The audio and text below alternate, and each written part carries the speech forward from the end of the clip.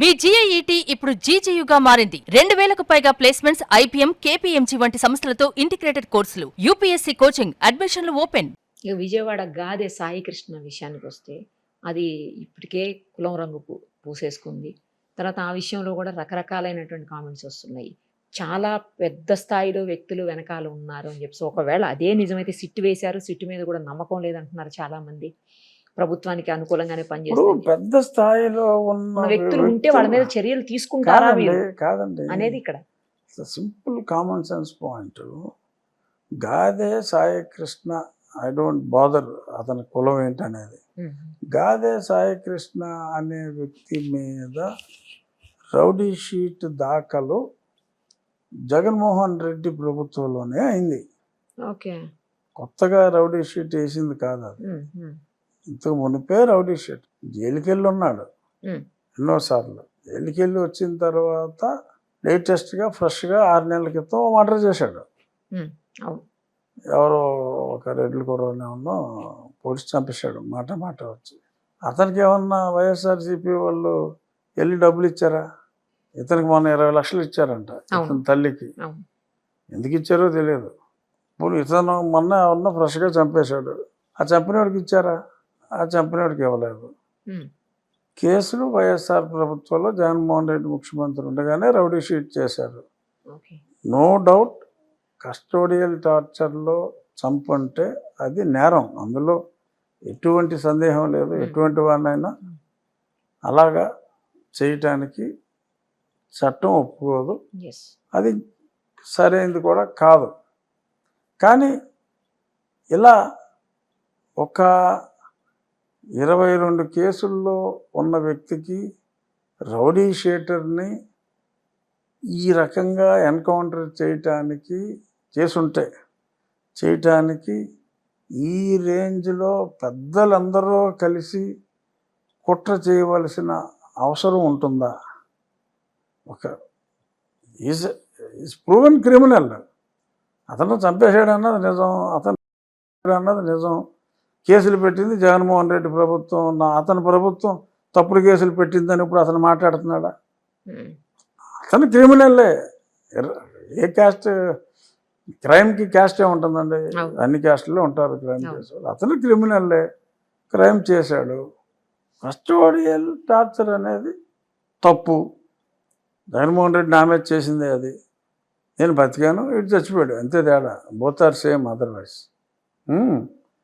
దాన్ని కుట్ర చేసి పెద్దవాళ్ళందరూ ఎటువంటి స్ట్రీట్ సైడ్ క్రిమినల్ ఎక్విజిషన్స్ ఉన్నవాడు, అంత ఎక్విజిషన్ నుండి రౌడీ షీట్ వాళ్ళే పెట్టి ఈ రకంగా అదొక దేశభక్తుల్లాగా ఏదో స్వాతంత్ర సమరయోధుడిని బ్రిటిష్ వాడు భగత్ సింగ్ని కాల్చేసాడు అన్నట్టుగా ఈ సాయికృష్ణ గురించి వాళ్ళు మాట్లాడటం, ఇదంతా ఇందాక చెప్పాను కదా, ఇట్స్ సూసైడల్ టెండెన్సీస్ ఎందుకు వచ్చినాయో వైఎస్ఆర్ కాంగ్రెస్ పార్టీకి మరి నాకు అర్థం కావట్లేదు. కానీ ఒక పక్క రావణ్ కేసు లీగల్గా ఫైట్ చేయటం, కానీ వాళ్ళే రౌడీ షీట్ ఓపెన్ చేసిన వ్యక్తి గురించి no doubt they can condemn custodial torture మీద కండెమ్ చేయొచ్చు.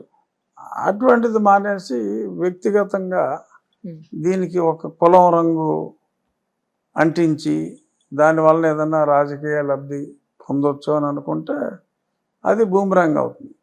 జోసెఫ్కి సపోర్ట్ చేస్తే మతం యాంగిల్, ఇతనికి సపోర్ట్ చేస్తే ఒక కులం యాంగిల్ వచ్చేస్తుంది అనుకోవటం అది బ్యాడ్ లక్. వాళ్ళ ఆలోచన లోపం, వాళ్ళ అవగాహన రాహిత్యం. ఒకవేళ ఈ కేసులో, ఈ కస్టోడియల్ డెత్ ఇష్యూలో, సాయి కృష్ణ కేసులో పెద్దవాళ్ళు ఎవరన్నా ఉన్నారు దీని వెనకాల తెలిస్తే చర్యలు తీసుకోవడానికి మీ ప్రభుత్వం సిద్ధమా అనేది ఒక క్వశ్చన్. అవునండి, చర్యలు ఎందుకు తీసుకోరు? చర్యలు తీసుకుంటారు. అసలు జ్యుడిషియల్ కమిటీ వేయకుండా సిట్ వేశారు, అందుకని దీన్ని ఏదో అట్లా మసిబూసి మారేడుకాయ చేసేసి తీసేస్తారు. ఎందుకంటే కనీసం అతను బూడిదన్నా ఇవ్వండి అని చెప్పి తల్లి ఏడుస్తున్నటువంటి పరిస్థితి. మరి ఇలాంటి కేసులు తల్లి చిన్నప్పుడే సరి చేసుకుని ఉంటే ఈ ప్రాబ్లం ఉండేది కాదు. తోటకూర దొంగతనం చేసినప్పుడు ఏదో సరి చేసి ఉంటే ఈ ఇబ్బంది ఉండేది కాదు కదా అని మనం చిన్నప్పుడు ఒక కథ ఉండేది. మోహన్ బాబు కేటుగాడి సినిమాలో కూడా దాసనారాయణరావు గారి సినిమాలో తర్వాత అతను అంటాడు వాళ్ళ అమ్మని, నేను చిన్నప్పుడు ఏదో చిన్న దొంగతనం చేసుకొచ్చినప్పుడే నువ్వు నాకు తప్పని చెప్పుకుంటే నేను ఇలాగ మారేవాడిని కాదు కదమ్మా అని భలే డైలాగ్స్ ఉంటాయి ఆ సినిమాలో. అంటే ఏ తల్లిదండ్రులు కూడా తప్పు చేయమని చెప్పరు, తప్పు చేస్తే ఊరుకోరు కూడా సార్. కానీ వినే పరిస్థితి అవతల వాళ్ళ దగ్గర ఉండాలి కదా. అదే ఇప్పుడు అంత మరి అంత హత్యలు చేసిన వ్యక్తి ఇతని గురించి ఓకే తల్లికి ఉంటుంది వేదన, కానీ దానికి ఎలా మరి సొల్యూషన్? ఏముంటుంది ఇంకా సొల్యూషన్? అతను ఉన్నాడా లేడా అనేది ఇంకా తేలలేదు, ఇన్వెస్టిగేషన్ నడుస్తుంది. దర్యాప్తులో కూడా లేడు అనేది అయితే కన్ఫర్మేషన్ వచ్చింది. లేడు అంటే ఏమైంది అదే కదా ఎంక్వైరీ చేస్తున్నారు కదా. ఎంక్వైరీ అవ్వకుండా మనం ఏం మాట్లాడతాం? సుమన్ టీవీలో మీ పర్సనల్ అండ్ బిజినెస్ ప్రమోషన్స్ కోసం కింది నెంబర్కి కాంటాక్ట్ చేయండి.